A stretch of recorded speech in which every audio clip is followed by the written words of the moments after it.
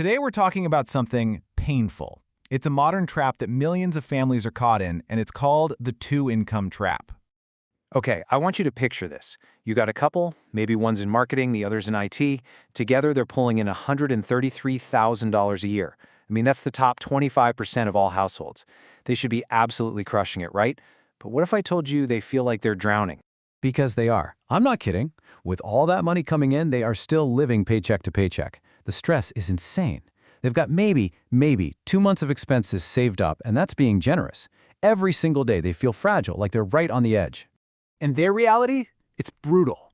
Just last month, their car needed a simple repair. We're not talking about a total catastrophe here, just a normal, everyday problem. And they had to put it on a credit card. Think about that. A six-figure household shouldn't be going into debt over a car repair. But for them, that's just life. And here's the part that's just wild. They did everything they were supposed to do. Society gave them a checklist, and they ticked every single box.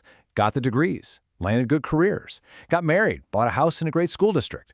They played the game perfectly. So why does it feel like they're losing so badly?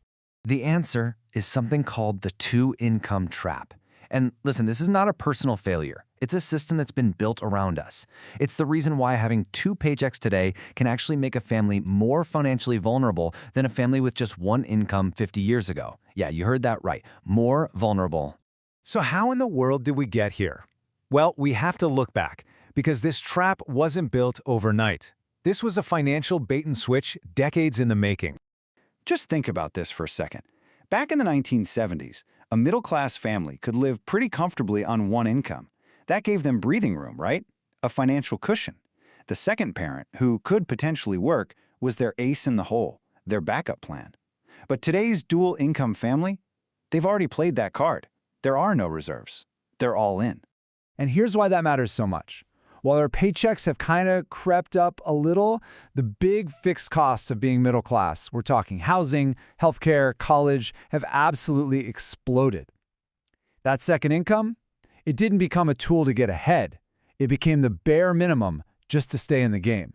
So you might be sitting there thinking, okay, I get it, but a whole extra salary, where does it actually go? It's a great question.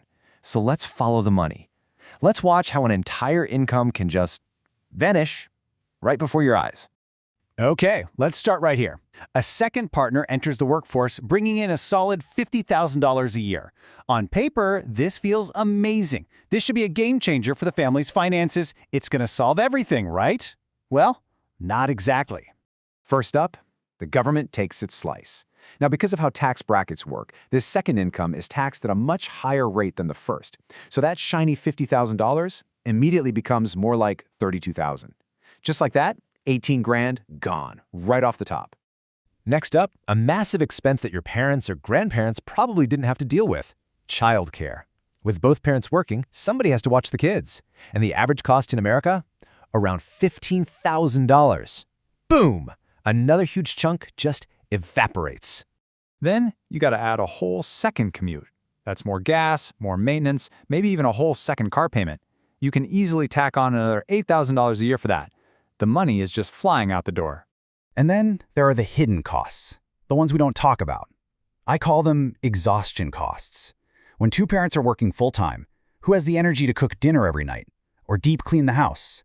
Nobody. So you spend more on takeout, more on delivery, more on services just to survive the week. Let's be conservative and call that another 7 grand. So after all of that, after taxes, childcare, commuting, and just pure exhaustion, what is left? $2,000. No, that is not a typo. An entire human being working a full-time job, sitting in traffic away from their family for a net gain of just $2,000 a year. That works out to about $1 an hour. The trap is real, folks. But look, this isn't just about your personal budget.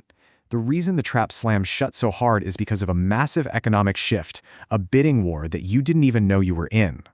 The single most dangerous part of this whole thing is this: you are left with zero financial flexibility. When both of your incomes are already promised to fix costs before you even get paid, you have no margin for error. A single job loss, a medical emergency, a sick parent, any one of those things can trigger a complete financial collapse. You have no backup plan left. And here's why it happened. As millions of families brought home that second paycheck, they didn't really get richer.